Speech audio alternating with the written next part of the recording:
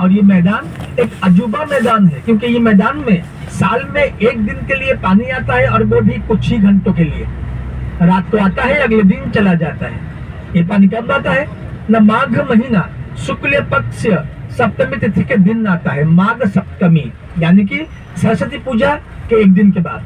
सरस्वती पूजा हर साल बसंत पंचमी को आता है। पंचमी के बाद षष्ठी रात को पानी आएगा, सप्तमी में चला जाएगा। फिर अगले साल वही एक ही दिन और वही एक ही समय को ही मैदान में पानी आता है।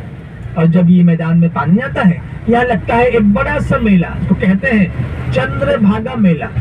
लाखों लाखों साधु, लाखों लाखों भक्त दूर दूर से आते हैं ये पानी में नहाने के लिए, क्योंकि ये पानी में नहाने से रोग से मुक्ति मिलता है, पाप से मुक्ति मिलता है, साथ ही साथ पुण्य अर्जन होता है। लेकिन अभी आपको मिलेगा एक सूखा मैदान जो है चंद्रभागा।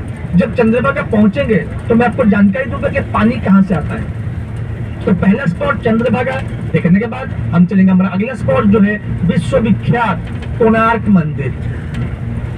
ये सूर्य भगवान का मंदिर है, सन टेम्पल। इसको सूर्य मंदिर न कहा जाता है कोणार्क मंदिर। ये मंदिर 800 साल पुराना है।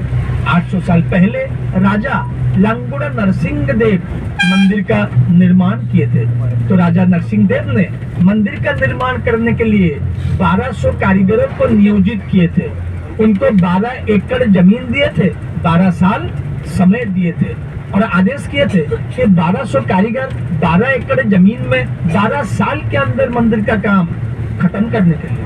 और महाराज के हुक्म के अनुसार, आदेश के अनुसार ऐसा ही हुआ था। 1200 कारीगर इतना बढ़िया से मंदिर को बनाए हैं कि जो सूर्य भगवान का सुबह का पहला किरण होता है, ये सीधा आके मंदिर के मुंडी को छुएगा, उसके बाद जाके धरती में गिरेगा। और इतना बड़ा मंदिर का छाया नहीं होता है, छाया परछाया। अगर आप धूप में खड़े हो जाएंगे, आपका छाया आपका परछाया आपको देखने के लिए मिलेगा, लेकिन जो इतना बड़ा मंदिर खड़ा है उसका छाया नहीं गिरता है। अगर आप में से कोई मेहमान सुबह से लेकर शाम तक मंदिर के चारों ओर घूमेंगे, परिक्रमा करेंगे, तो इतना बड़ा मंदिर का छाया परछाया नहीं मिलेगा, क्योंकि मंदिर का परछाया ही नहीं होता है। अगर आप खुद जाकर मंदिर के पास, मंदिर के बाजू में खड़े हो जाएंगे, आपका छाया आपका परछाया आपको देखने के लिए मिल जाएगा। तो 1200 कारीगर इतना बढ़िया से मंदिर बना है, इसीलिए विश्वविख्यात है, जो आज आप दर्शन करने वाले हैं। तो भैया विश्वविख्यात कोणार्क मंदिर को देखने के बाद हम चलेंगे हमारा अगला स्पॉट जो है धवलगिरी। धवलगिरी एक बड़ा सा पहाड़ है, और पहाड़ के ऊपर एक बुद्ध भगवान का मंदिर है। और धवलगिरी के बारे में आप में से कुछ मेहमान को मालूम होगा, क्योंकि ये स्कूल और कॉलेज के पढ़ाई में आता है। आप लोग इसके बारे में पढ़ाई किए होंगे, फिर भी ध्यान दीजिए। आपको मालूम होगा सम्राट अशोक के बारे में। आप लोग सम्राट अशोक के बारे में पढ़े होंगे, सुने भी होंगे। सम्राट अशोक 261 दिन शताब्दी में ओडिशा के साथ लड़ाई किए थे, ओडिशा को हासिल करने के लिए। और उस समय ओडिशा का नाम था कलिंग प्रदेश। अभी जो धवलगिरी आप जाने वाले हैं, ये एक बड़ा सा पहाड़ है। उसी पहाड़ी के नीचे एक नदी के किनारे सम्राट अशोक ओडिशा के साथ लड़ाई किए थे। और ये लड़ाई इतना खतरनाक, इतना भयंकर हुआ कि लड़ाई के मैदान के पास में जो नदी था, वो नदी का पूरा पानी एक दिन के लिए खून से लाल हो गया। इसीलिए नदी का नाम रखा गया खून की प्यासी नदी, और वो लड़ाई का नाम कलिंग युद्ध।